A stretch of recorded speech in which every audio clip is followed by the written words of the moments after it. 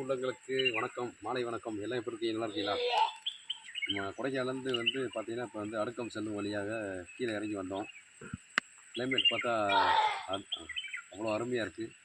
நீங்களும் கொடைக்கானலுக்கு வர்ற சுற்றுலா பயணிகள் இந்த பக்கம்லாம் வந்தீங்கன்னா 6 to 6 தான் அனுமதிப்பாங்க இந்த ரோட்டில்.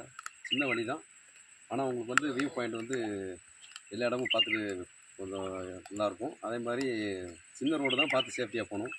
இங்கேருந்தே பார்த்தீங்கன்னா நமக்கு சில்வர் ஃபால்ஸ் பார்த்தீங்கன்னா 39 கிலோமீட்டர்ஸ் தான்.